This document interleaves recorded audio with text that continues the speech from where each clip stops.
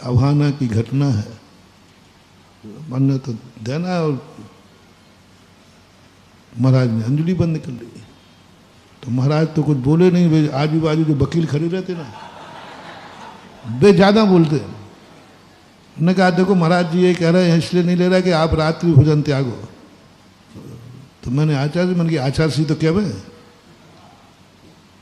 पर आचार्य ने कुछ नहीं कहा। आचार्य नहीं बोलेंगे देना हो तो दो, नहीं तो साइड में हो। अब मैंने फिर आचार्य तब देखो, मैंने कहा आचार्य का क्या इशारा होता है, लेकिन वो तो अपने आचार्य तो यूं क्या खड़े रहे, बस अंजलि बंद रही। एक बैठा है नियम लेना है तो ले बाहर जा, नहीं तो दूसरे को देना है। अब पता नहीं क्या हुआ, अंदर से ईगो पॉइंट जाग गया कि इतनी बड़ी शक्ति के सामने और आज खाली लौटूं, आज एक नियम के खातिर बेइज्जती का सवाल है, बेइज्जती हो जाएगी, इज्जत का सवाल है। अब मन ने ईगो पॉइंट बढ़ाया, कुछ ले ले, तेरा बहाना भी हो जाएगा। तो मैंने कहा ठीक है, एक हफ्ते के लिए त्याग करता हूं। इतना बड़ा आचार्य जहां वृत्ति प्रतिमाधारी लाइन लाके खड़े हैं, यहां कौन पूछने वाला, अपने आप बाजू से कर देंगे, अपनी इज्जत भी बच जाएगी। क्या गजब, मानना पड़ेगा गुरुदेव को, उनकी वो आंखें अभी भी दिखती हैं, पहली बार की आंखें थी वो, जिनमें पता नहीं क्या तेज था। और आचार्य श्री 8 दिन के में मुस्कुरा गए और अंजलि खोल दी। मैंने कहा ये भगवान इतना सस्ता है। उनके प्रति अपनी धारणा तो है ही कि आचार्य श्री बहुत, इतना बड़ा आचार्य इतना सस्ता, इतने बड़े आचार्य को आहार देना इतना सस्ता। ये तो 8 दिन में मान गया, 8 दिन में मान गया। और वो तो अंजलि बंद ही नहीं करें, हम देते जाएं। और बड़े बड़े प्रतिमाधारी बुढ़े टोपी छाप सब खड़े हैं, सब प्रतिमाधारी बड़े बड़े खड़े हैं। सब लोग देख रहे कि यहाँ तो मेरे ही पहले एक वृत्ति दे के गया, इतना सा एक गिलास दिया, आचार्य ने बाहर कर दिया। और मेरे लिए VIP। आचार्य ने बंद ही नहीं किया, पर बाजू में कहा भैया तू हटेगा तू ही देता रहेगा। तो मैंने कि मैं क्या करूं, आचार्य ले रहे। फिर भी आचार्य ने बंद नहीं किया, लोगों ने मुझे पकड़ करके साई, और मैं जाके एक कोने में खड़ा हो गया। इतना बड़ा आचार्य इतना सस्ता, इतना सस्ता, कहीं मैंने गुरु को लूट तो नहीं लिया, कहीं मैंने गुरु को ठग तो नहीं लिया। नहीं नहीं, इतना बड़ा आचार्य इतने सस्ते नियम में हार ले ले, लेकिन मैं इतने बड़ी दुकान से इतना सस्ते में माल नहीं खरीदूंगा। भली दुकानदार सस्ते में दे रहा है, दुकानदार बहुत अच्छा है, ईमानदार है, बहुत बढ़िया है, लेकिन दुकानदार के पास ग्राहक सुनो। मेरे मन में आया कि नहीं, इतनी बड़ी दुकान से इतने सस्ते में माल खरीदूं, ये तो गुरु को ठगना है। बस खड़े खड़े वहीं त्याग दिया। आज के बाद कभी जिंदगी में वो 8 दिन का ही चल रहा है, अभी भी चल रहा है, 8 ही दिन का चल रहा है, लेकिन मन में संकल्प हो गया, कुछ असक ही ऐसा था। अब ये गुरु ने देख लिया कि बेटा इस अंजलि को तू साधारण समझ रहा है, एक बार तो ग्रास रख दे फिर बताता हूं।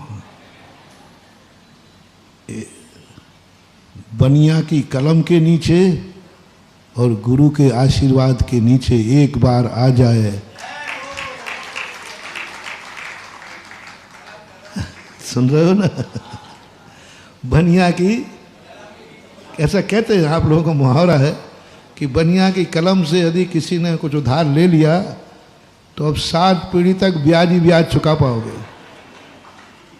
बनिया की कलम और गुरु का आशीर्वाद एक बार आ जाए, एक बार इस आशीर्वाद के नीचे आ जाए, जन्म जन्म तक फिर वो छाया नहीं छोड़ पाएगा महानुभाव।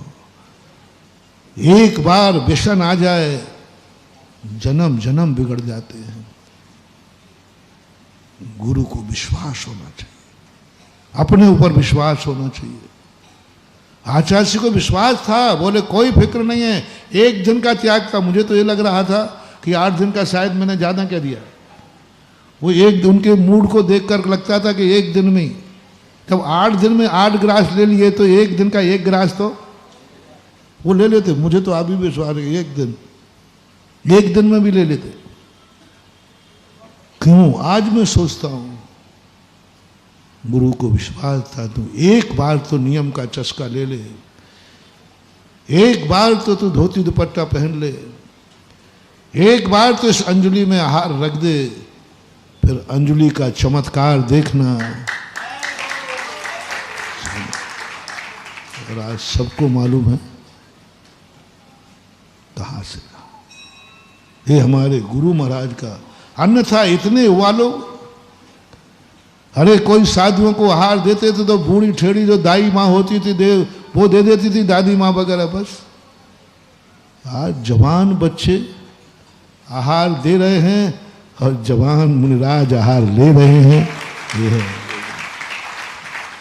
बुंदेलखंड में कोई चारित्र बेचना गंजे को कंगी बेचने के बराबर है महानुभाव। और जिसमें अशोकनगर और अरे राम राम राम राम राम, अच्छे अच्छे महाराजों के यहाँ धंधे नहीं बने, चले ही नहीं।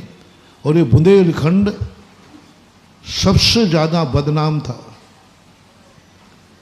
कि बुंदेलखंड में कोई चारित्र लेने वाला, क्योंकि यहाँ सब ज्ञानी पंडित थे, ज्ञानियों के बीच में सब ज्ञानी धुरंधर, बहुत विद्वान, हर व्यक्ति स्वाध्यायशील, ऐसे अशोकनगर था।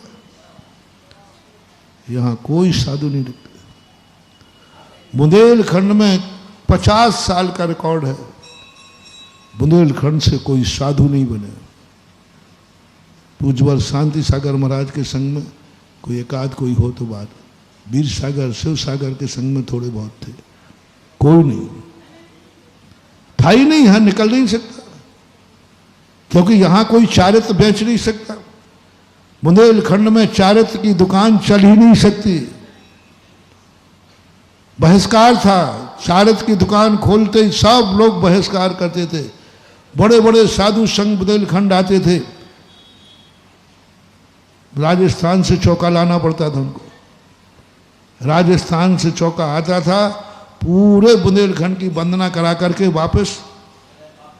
जितने लोगों ने बुंदेलखंड की वंदना की, सब संघों को कहीं ना कहीं प्रांत से व्यवस्था लेके चलना पड़ी। जैसे आज आप लोग गिरनार और शिखर जी जाते हो, गिरनार जी जाते हो तो व्यवस्था लेके जाना पड़ता है। ऐसे ही बुंदेलखंड में किसी साधु संघ को आना है तो व्यवस्था लेके आना पड़ता था। तब बुंदेलखंड के मंदिरों की, तब कहीं अपनी खुद की व्यवस्था लेके आए, तब थोबन जी के दर्शन मुनिराज कर पाए।